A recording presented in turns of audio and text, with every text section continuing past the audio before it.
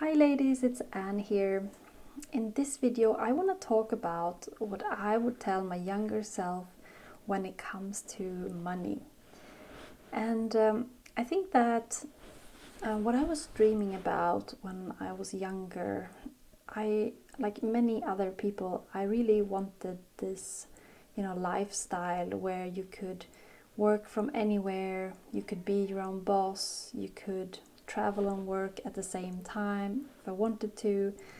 And I wanted that freedom of location and feeling of independence in my day-to-day life. And I thought, that there has to be a better way because I was only living for the weekends.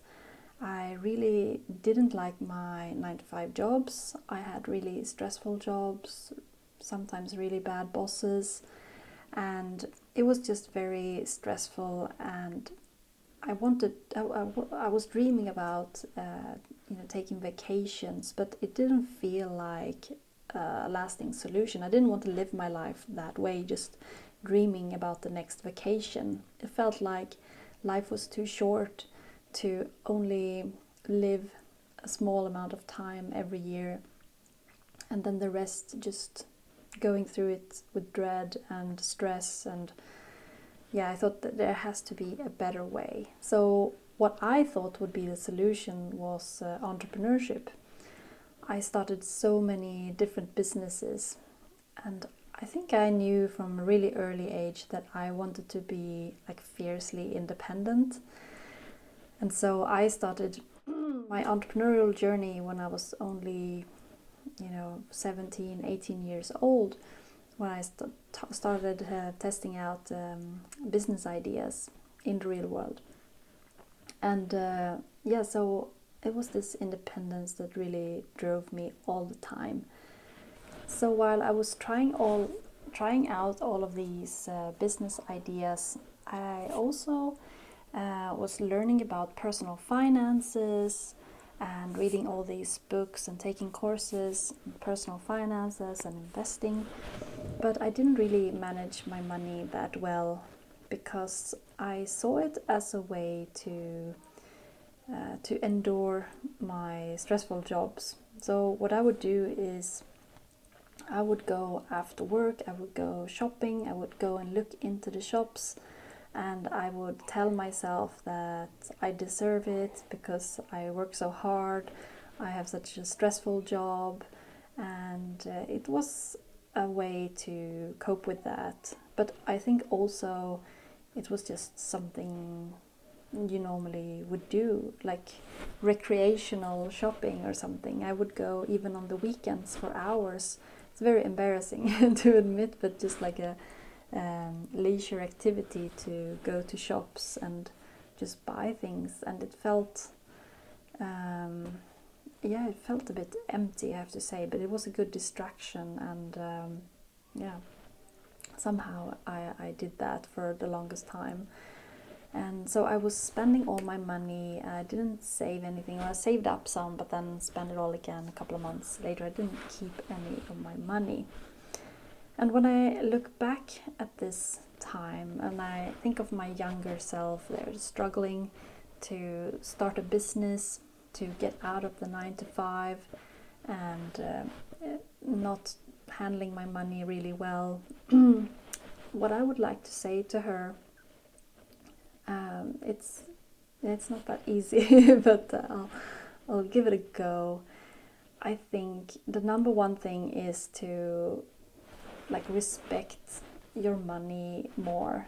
Like, having money gives you power over your own life. So if you give away all your money, you give away the power of your own life. And more practically, that would be like if you would be in a really toxic situation in a job or relationship or something like that. If you give away all, if you don't have any savings to fall back on, you might need to put up with that toxic situation for longer. So having power over those kind of situations, or even long term, having power to decide what you want to do with your life, it's such an amazing thing to have. to have that power. So if you just going shopping, you're giving away that power. That's what I would tell my younger self. Don't give away your power.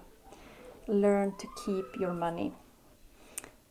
But I also want to say with that, so that's like one part of money that I needed to understand, to hold on to the money, to save it and accumulate it in larger amounts. So, but I wouldn't go into scarcity mode. I wouldn't feel. You can use frugality where you're like really economical and you save on a lot of costs and everything, and I think that's great to do that. But at the same time, you also need to balance it with expanding your feeling of, you know, your earning power and your possibilities, and to invest and to grow money and to feel the opportunities that are out there. So it's not only about like holding on, clinging on to money really tightly. It's like saving up a lot, but also growing the money going forward. What I would also tell my younger self is to keep on investing in yourself. Keep on reading those books, keep on taking those courses and classes, keep on learning all the time while testing it out in real life.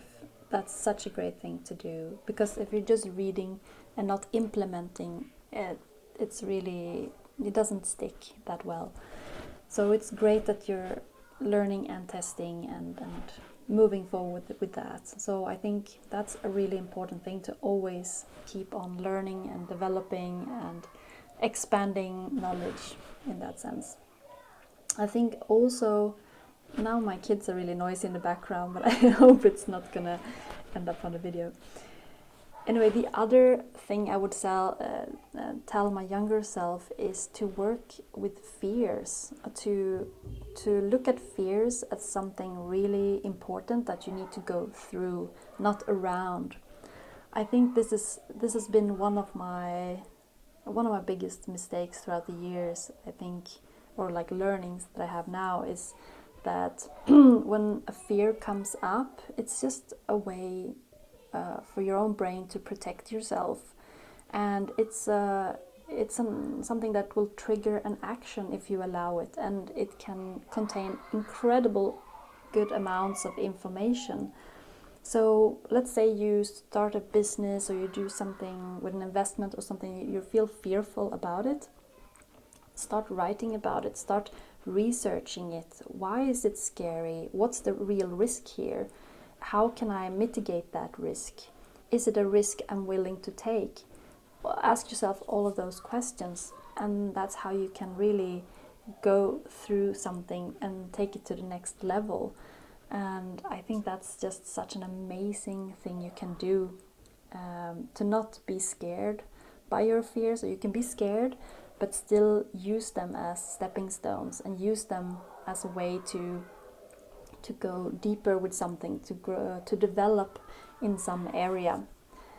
And some fears are just not being used to something, that you need to practice something more. If it feels awkward or difficult or scary, I thought that public speaking was the scariest thing in the world for so many years. And then I joined something called Toastmasters.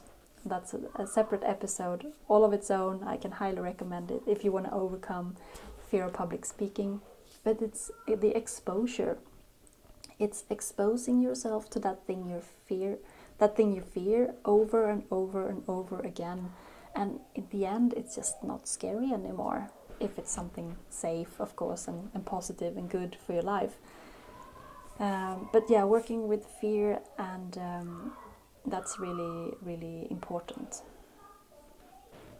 Another thing I would tell my younger self while she's trying to start all these businesses, or trying to start a business that gets her out of the 9 to 5, I would tell her that there is another way. You can, of course, pursue entrepreneurship as a way to get out, but you can also pursue financial independence as a way to get out and to have a lot more freedom. So if you invest enough that you can live off the passive income from your investments, it requires a lot of money, but if you do it during a longer time, it's definitely possible. So you can have that as a parallel track to trying out different business ideas. But remember that that is also an option. Alright, so what would be some practical pieces of advice that I would tell my younger self so she can get a head start on all her dreams coming true? Well, I would say on the money part, I would say hang on to your money, don't give it away. Going shopping doesn't solve anything, it just gives you a little bit of pleasure in the moment, but it doesn't last, and it's definitely not the best thing to do in the long run. So instead of shopping, keep that money and save it in an emergency fund and invest it in, you know, long-term, diversified investment, passively managed, all of those great type of long-term investments. And have an emergency fund so you don't have to touch the investments, so they can stay there for a really long time, not less than 10 years. I would say that, so that's on the money part, and be frugal with your money, like save it up, live really cheaply, but don't miss out on any experiences, just do them in a cheap way. And yeah, so on the money part there, I would say keep doing that and invest in that way. And when it comes to like living with location independence and being your own boss and having your own company and all of that, it's believe in your idea a lot, because you can take any of those ideas that you tested for so many years and made each of them work if you would have explored those fears and moved through them instead of around them, and switched gears all the time or switch lanes all the time. So stay with something if you believe in it, if you enjoy it. Otherwise change it, but try to stay with something for a longer time and learn the game of it. Every kind of business has its own type of game, and you choose the one that fits you the best, and then just go for it. Yeah. And trust your gut feeling. Listen to your gut. That's the most important thing. Go out in nature, do some meditation or sports, and listen to those little subtle messages, those little nudges you get there, and implement them.